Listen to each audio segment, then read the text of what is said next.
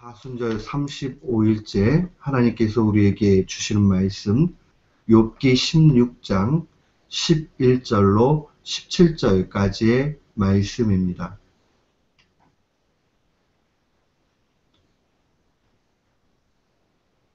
욥기 16장 11절로 17절 말씀.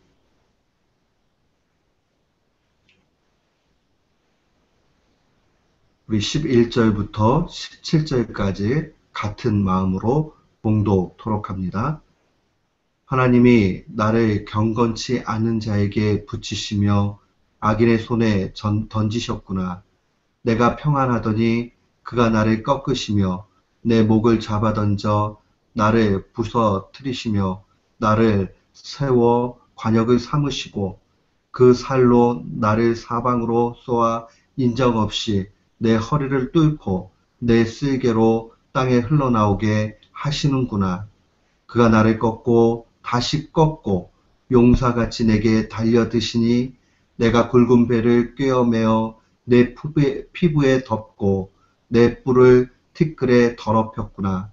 내 얼굴은 울음으로 붉었고 내 눈꺼풀에는 죽음의 그늘이 있구나. 그러나 내 손에는 포악이 없고 나의 기도는 정결하니라.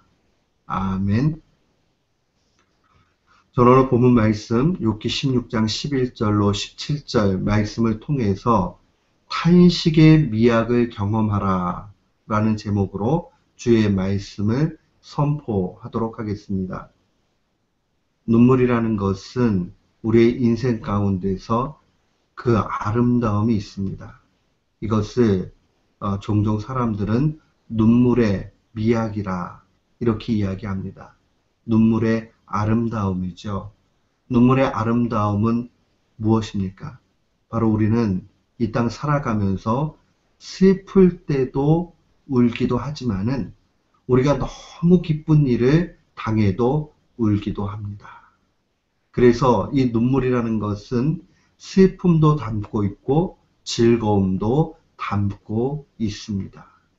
여기에 참다운 아름다움의 양면의 모습이 있습니다. 신앙에도 이 눈물과 같이 이 즐거움과 또 슬픔을 같이 담고 있는 것처럼 어렵지만 그러나 결국은 평안이요 능력인 것을 볼 수 있는 것이 있습니다. 그게 바로 신자의 탄식입니다. 신자에게 있어서 신앙의 미학은 탄식 가운데 나타납니다. 왜 그렇습니까? 탄식이라는 것은 한숨이죠. 이 한숨이라는 것은 우리의 한계를 인정하는 표현입니다. 하나님 앞에서 난 별 수 없구나 할 때에 탄식이 나옵니다. 그리고 고난 가운데 또 맞닥뜨려져서 좌절할 때에 우리는 탄식을 그렇게 할 수밖에 없습니다. 동시에 이 탄식은 하나님의 도우심, 하나님의 능력을 경험하는 실제적인 관문이 됩니다. 우리가 이미 욥기를 계속 살피고 있지만 앞선 15장에는 엘리바스의 두 번째 변론이 나타납니다. 이번에는 강도가 더욱 세게 나타나지요. 그러면서 욥을 향해서 너는 너의 입이 너를 변명하고 있고 그것은 죄악이다 라고 그렇게 고발하는 것을 보게 됩니다. 15장 5절 말씀에 보면 네 죄악이 내 입을 가르치나니 네가 간사한 자의 혀를 택하였구나. 결국 고난 당하면 빨리 하나님 앞에 회개해야지 회개하지 않고 이 변론하고 있는 너의 모습이 결국은 이 간사한 자의 혀, 다른 말로 얘기하면 죄악의 모습이라 라고 그렇게 고발하고 있는 것을 봅니다. 우리가 계속 살피겠지만 이 16장과 17장에는 이 엘리바스의 그러한 정죄에 대해서 욥의 변론이 드러납니다. 오늘은 욥의 변론 가운데 첫 번째 모습입니다. 그가 이야기하고 있는 것은 이 고난은 하나님께서 나를 몰아가시는 것이다 라고 그렇게 이야기합니다. 결국 이 욥에게 있어서 이 하나님께서 분명히 자신에게 고난을 주고 있는 것을 똑똑히 봅니다. 그러나 그 이유가 자신의 죄악이나 잘못은 아니라는 겁니다. 그러면 질문하겠죠. 이유가 뭐냐? 그러나 그 이유는 잘 모르겠다는 겁니다. 오늘 본문의 11절 말씀 보면 하나님이 나를 경건치 않는 자에게 붙이시며 악인의 손에 던지셨다. 이 붙이셨다, 던지셨다 하는 이 표현이 오늘 굉장히 중요합니다. 이 말을 보면 하나님께서 던지셨다 하는 이 말은 결국 하나님이 허용하셨다. 또 하나님이 그 악인에게 모든 것을 맡겼다는 그러한 이미지를 분명히 가지고 있습니다.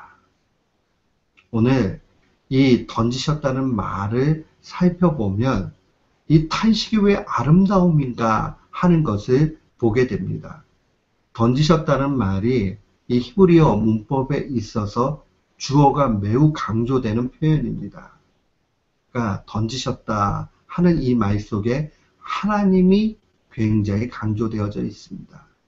이렇게 고난을 받는 이유는 바로 하나님이 나를 던지셨기 때문이다 라고 그렇게 고백을 합니다. 이 던지셨다는 말을 더욱 깊이 묵상해 보면 가뒀다 하는 그런 뜻을 가지고 있어요. 그러니까 하나님께서 옴싹달싹 하지 못하도록 가둬버린 그러한 현실을 이야기합니다. 우리는 이 표현이 무엇을 의미하는지 앞선 1장과 2장을 보면 명확하게 드러납니다. 하나님께서 사탄에게 그 어전회의를 이끄시고 말씀하시죠. 너 어디 갔다 왔느냐? 사탄이 이야기하지요. 두루 세상을 다니고 왔다. 너 욥이라는 사람 봤느냐? 욥이 얼마나 믿음 좋은지 아느냐? 하나님이 사탄 앞에 욥을 자랑합니다. 욥이 참소하지요. 어큐즈합니다. 하이, 이유 없이 하나님 앞에 그렇게 잘합니까? 하나님께서 이야기하죠. 생명 외에 네가 다 건드려 봐라. 그가 어떻게 하는지. 결국 하나님께서 허락하시는 걸 통해서 그는 고난을 당하고 있으니 결국 하나님께서 그를 옴싹달싹하지 못하도록 그렇게 가두고 계신다는 겁니다. 그러한 가운데서 이 욥은 탄식할 수밖에 없는 겁니다. 그는 12절로부터 16절에 이르기까지 하나님이 자신을 얼마나 몰아가시는가 하는 것을 고백하고 있습니다. 내가 평안하더니 그가 하나님을 얘기합니다. 하나님이 나를 꺾으시고 목을 잡아 던지시고 부서뜨리시고 관역 삼으시고 그 살로 나를 사방으로 쏘사 인정 없이 허리를 뚫고 쓸개를 흘러나오게 하시고 나를 꺾고 다시 꺾고 용사같이 내게 달려드신다. 하나님이 우리를 몰아가시고 용사와 같이 달려드니 이길 자 누가 있겠습니까? 결국 그는 굵은 베옷 입고 피부에 덮고 뿔을 티끌에 더럽히며 완전히 파멸의 사람이 되고 맙니다. 히브리 사람들에게 있어서 뿔이라는 표현은 명예를 상징합니다. 명예가 티끌 가운데 떨어졌다. 이제 바닥을 다 쳤다는 얘기입니다. 얼굴은 울음으로 가득 찼고 눈꺼풀에는 죽음의 그늘이 있는 현실, 그게 바로 욥의 처지인 것입니다. 그렇다면 왜 하나님이 욥을 이렇게 몰아가시며 가두고 계십니까?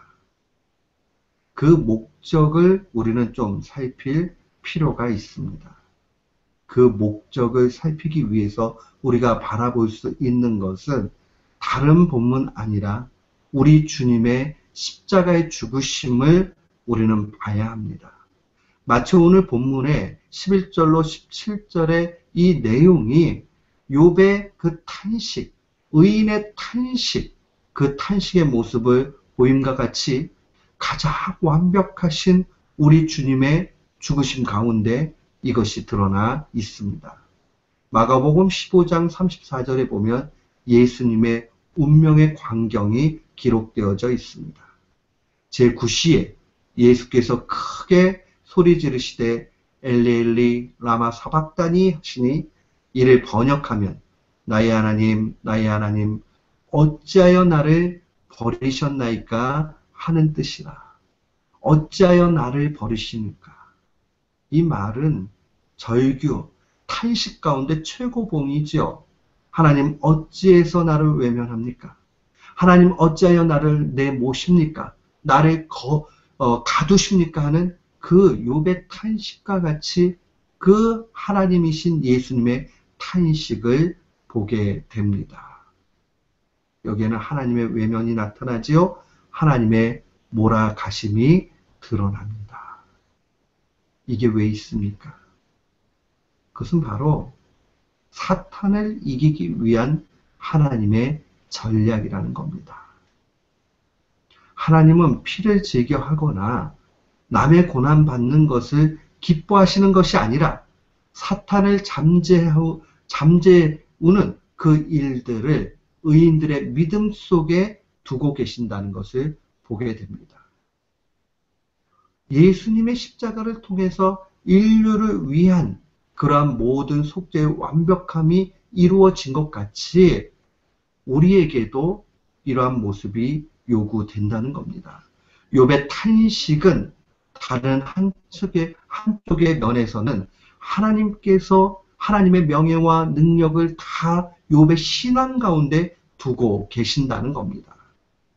우리가 이미 살폈지요. 하나님이 우리를 포기하지 않는 이유가, 우리가 믿음의 경주 가운데 반드시 이겨야 되는 이유가 하나님의 명예를 우리의 믿음 가운데 두고 계시고 하나님께서는 우리의 믿음의 승리를 통해서 영적 승리를 통해서 사탄을 결박시키시고 이기신다는 사실입니다. 왜 하나님은 이 예수님의 고통을 허용하십니까? 하나님의 명예를 예수님의 십자가에 거셨기 때문에 그러합니다. 이것이 사탄을 이길 수 있는 유일한 길이 됩니다.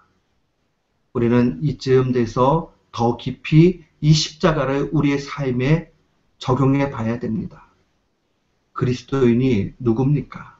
그리스도인은 예수님을 따라가는 사람들입니다.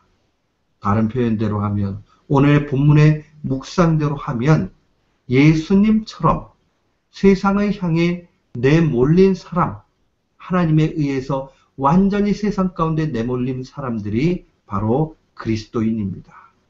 왜 그렇습니까? 하나님께서는 신자의 믿음 가운데 하나님의 명예와 모든 것을 두시기 때문에 그렇습니다. 우리의 믿음의 이김이 하나님께는 작은 일이 아니라는 겁니다. 사랑하는 성도 여러분, 우리가 이 사실을 기억해야 됩니다. 세상 가운데서 우리가 할 수 있는 것은 탄식하는 일밖에 없습니다. 그러나 그 탄식은 절망이 아니요, 오히려 그 탄식을 통해서 우리는 하나님의 능력과 은혜를 보게 되는 겁니다. 그런 의미에서 예수님이 우리에게 명령하셨지요. 누가복음 9장 23절에 보면 또 무리에게 이르시되 아무든지 나를 따라오려거든 자기를 부인하고 날마다 제 십자가를 지고 나를 좇을 것이니라. 신자가 고난받는 것은 기쁨입니다. 좋은 것입니다. 주님이 우리가 하나님의 그 말씀 가운데서 예수님을 쫓아가는 예수님의 제자라면 세상을 향해서 내몰려야 한다는 것입니다. 그것이 바로 자기의 십자가요, 그 십자가를 날마다 져야 하는 겁니다. 나를 따라오려거든 오히려 자기를 부인하고 날마다 제 십자가를 지고 나를 좇을 것이라. 우리 주님 이 땅 계실 때 주신 명령의 메시지입니다. 우리가 이 땅 가운데서 내몰리는 것 당연하고 십자가 지는 것 당연합니다. 그렇게 나아갈 때에 우리는 승리를 보게 됩니다. 사랑하는 성도 여러분, 우리가 우리의 잘못 아니라 고통 가운데 놓이고 오히려 이 절벽에 내몰리는 것 같을 때에 감사해야 됩니다. 주님이 우리의 믿음을 견고케 하실 뿐만 아니라 하나님의 모든 것을 걸고 계신다는 겁니다. 우리가 무엇이간데 하나님이 우리에게 이렇게 환대하시며 모든 하나님의 명예를 걸고 계시는가? 우리는 탄식을 통해서 오히려 감사해야 됩니다. 그래서 시편 119편 71편에 보면 다윗은 이렇게 고백합니다. 고난당하는 것이 내게 유익이라. 이로 말미암아 내가 주의 율례들을 배우게 되었나이다. 하나님의 말씀을 고난 가운데 배우게 되었다는 겁니다. 요한복음 16장 33절에 우리 주님이 위로의 메시지 주십니다. 이것을 너희에게 이르는 것은 너희로 내 안에 평안을 누리게 하려 함이라. 세상에서는 너희가 환난을 당하나 담대하라. 내가 세상을 이기었노라. 예수님의 제자니 세상에 내몰려 정말 환난 당하는 것 당연합니다. 근데 이게 끝이 아니죠. 환난을 당하나 담대하라. 내가 세상을 이겼다 말씀하신 주님 봐야 하는 것입니다. 사랑하는 성도 여러분, 우리가 이 땅 가운데 살며 또 고통을 느끼고 고난 중 살고 정말 헉헉대는 것 감사해야 됩니다. 그것이 바로 하나님이 우리에게 주시는 탄식의 아름다움, 탄식의 미학입니다. 힘들 때마다 오히려 우리에게 힘주시는 주님을 바라보면서 영광 돌리는 우리 모두가 되기를 주님의 이름으로 축원합니다. 아멘.